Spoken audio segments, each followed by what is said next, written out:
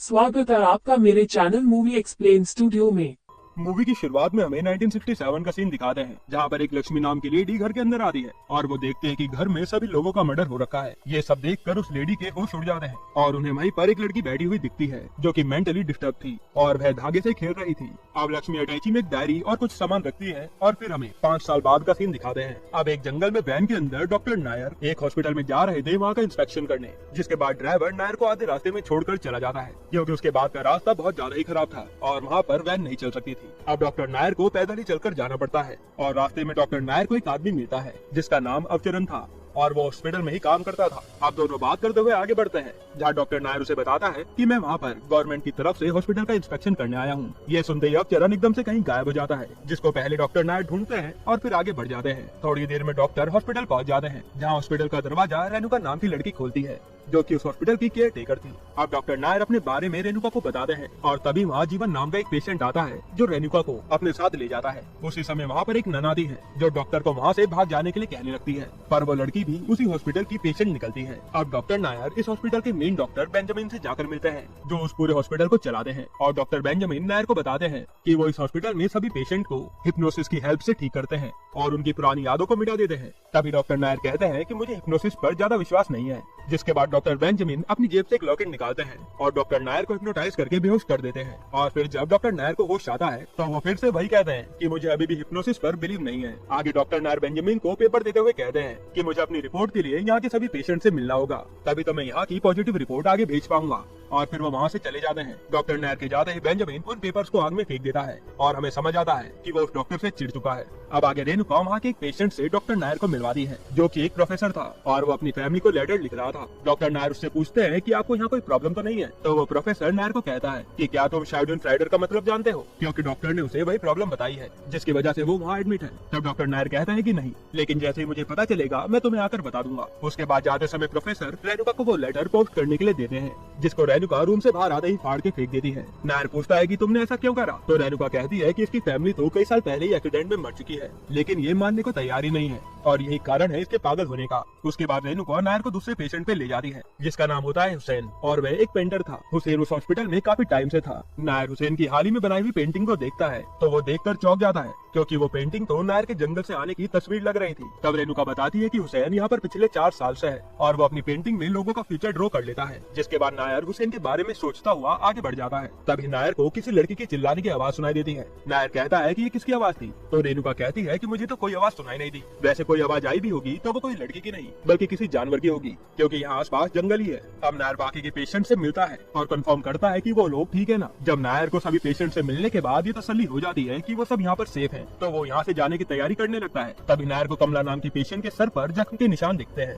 और उसे पता चलता है कि ये निशान कमला को छठे पेशेंट के कारण आए हैं। अब नायर बेंजामिन से उस पेशेंट को देखने की बातें करता है। बेंजामिन तब बताता है कि वो कोई पेशेंट नहीं है बल्कि वो मेरी बेटी है जिसका नाम नित्या है और वो यहाँ पर सबसे ज्यादा डेंजरस है। इसी कारण से उसे स्पेशल सेल में रखा गया है क्योंकि नित्या के पास जो कोई भी जाता है वो उस पर हमला कर देती है। यह सुनने के बाद भी नायर उससे मिलने उसके सेल में जाता है और नित्या नायर को देखकर कुछ अलग ही बर्ताव करती है जैसे उसमें कोई भूत हो और तुरंत ही वो नायर को एक चाटा लगा देती है जिससे नायर वहीं पर बेहोश हो जाता है। जब नायर की आंखें खुलती है तो वो अपने रूम में था और उसकी जेब में एक फोटो का टुकड़ा भी था जिसे उसकी जेब में किसने रखा उसे समझ नहीं आता। उसके बाद नायर सिक्योरिटी से बचकर उस जगह पर जाता है जहाँ पर उसने वही चीख सुनी थी और वहाँ पर उसे एक सीक्रेट गेट मिलता है जिसकी चाबी भी उसे वही दीवार पर रखी हुई मिलती है। अब नायर उस गेट को खोलकर अंदर जाता है और वहाँ उसे एक सेल दिखाई देता है जहाँ पहले तो नायर को कोई भी नहीं दिखता, लेकिन तभी नायर को एक लेडी की आवाज आती है और वो उसके सामने आ जाती है। वो लेडी नायर को अपना नाम लक्ष्मी बताती है और कहती है कि तुम नित्या को अपने साथ ले जाओ क्योंकि नित्या को डॉक्टर बेंजामिन ने ही पागल बनाया है और वो यहाँ पर उसे खूब टॉर्चर भी करता है।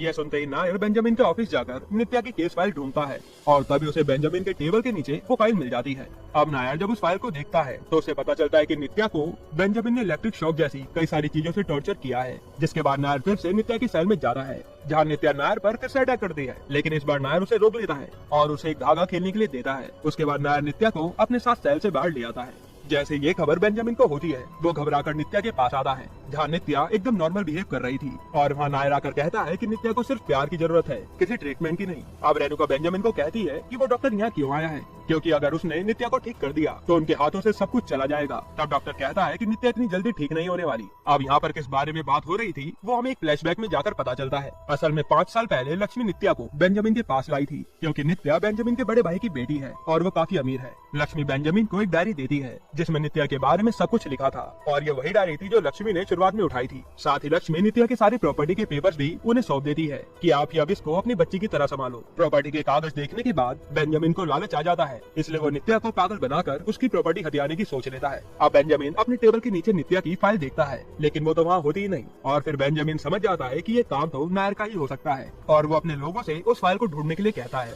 इधर नायर एक पुल पर नित्या की वही डायरी लेकर खड़ा था। अब वो उस डायरी को पढ़ना शुरू करता है, जिसके बाद कहानी फ्लैशबैक में जाती है। अब हमें नित्या के परिवार को दिखाते हैं, जिसमें नित्या के पिता जय नारायण के 2 भाई थे और उनके साथ ही उनकी बहन लक्ष्मी भी रहती थी, और लक्ष्मी का एक बेटा था विनय। नित्या बचपन से ही काफी शर्मीली लड़की थी जो किसी से भी बात नहीं करती थी, लेकिन उसकी विनय से काफी अच्छी बॉन्डिंग थी और उन दोनों की कंडीशन एक जैसी थी। अब एक दिन नित्या की दिमागी हालत सही न होने के कारण जय नारायण के दोनों भाई जय नारायण, लक्ष्मी और उन दोनों बच्चों को अपने घर से बाहर निकाल देते हैं, जिसके बाद जय नारायण नित्या के साथ अलग रहने लगे थे।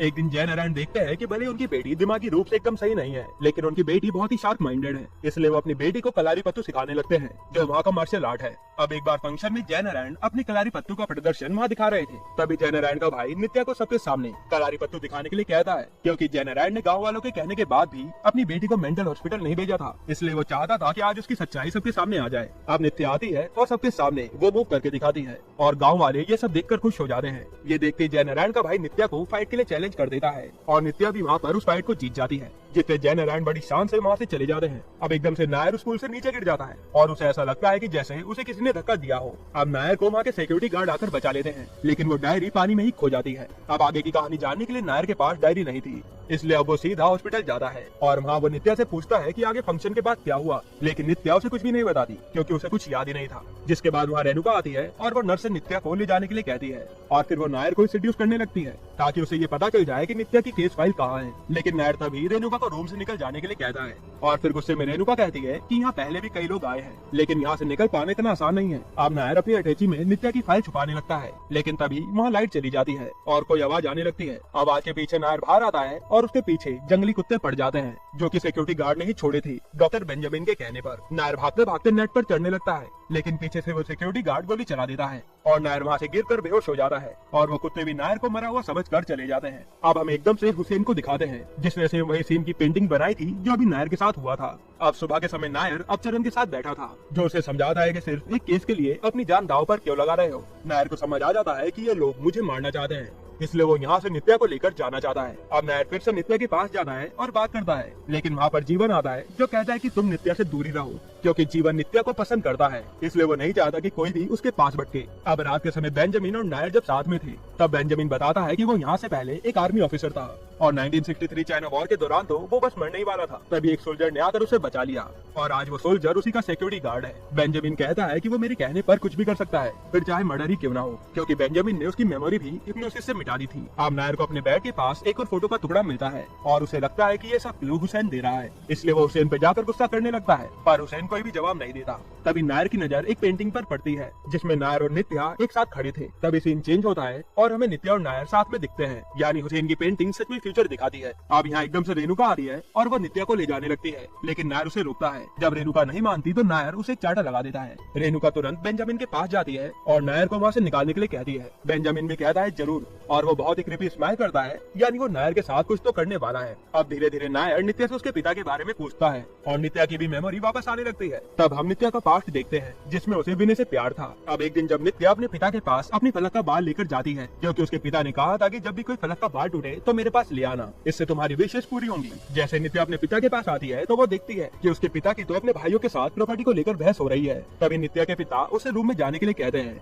लेकिन नित्या वहीं चेयर पर बैठ जाती है और बातों बातों में वो दोनों अपने भाई जय नारायण को ही मार देते हैं, क्योंकि उन्हें पूरी प्रॉपर्टी चाहिए थी। पिता को मरता देखकर नित्या गुस्से में आ जाती है और वो उन पर अटैक कर देती है। अब सीन प्रेजेंट में आता है और नित्या रोते हुए नायर को गले लगा लेती है और इन दोनों को साथ में जीवन गुस्से में देख रहा था। अब नायर डॉक्टर बेंजामिन को कहता है कि वो अपने साथ नित्या को लेकर जाएगा, लेकिन तभी वहाँ जीवन आकर नित्या को जान से मारने की कोशिश करता है, क्योंकि अगर नित्या उसकी नहीं हुई तो वो उसे किसी और का भी नहीं होने देगा। बेंजामिन उसे रुकने के लिए कहते हैं, लेकिन वो नहीं मानता, जिसके बाद बेंजामिन अपने सिक्योरिटी गार्ड से उसे पिटवा देते हैं। उसके बाद नायर नित्या को ले जाने के लिए उसके रूम में आता है, लेकिन वहाँ नित्या नहीं होती, पर वहाँ पर उसे फोटो का आखिरी टुकड़ा भी मिल जाता है और तीनों टुकड़ों को मिलाकर एक कॉफिन बॉक्स की फोटो बनती है जिसमें बेंजामिन अपने पेशेंट को टॉर्चर करता था। अब नायर उसी खुफिया सेल में जाता है जहाँ लक्ष्मी नायर का गला पकड़ लेती है और कहती है कि जब मैंने तुम्हें कहा था तो तुम गए क्यों नहीं। तभी नायर को हॉस्पिटल के बाहर एक कार जाती हुई दिखती है। नायर को लगता है कि उसमें नित्या है और वो उसका पीछा करता है, लेकिन उसमें तो जीवन निकलता है। अब नायर वापस हॉस्पिटल आता है जहाँ सारे पेशेंट नित्या को ढूंढने में उसकी मदद करते हैं और खूब ढूंढने के बाद उसे नित्या एक चेयर पर बंदी मिल जाती है।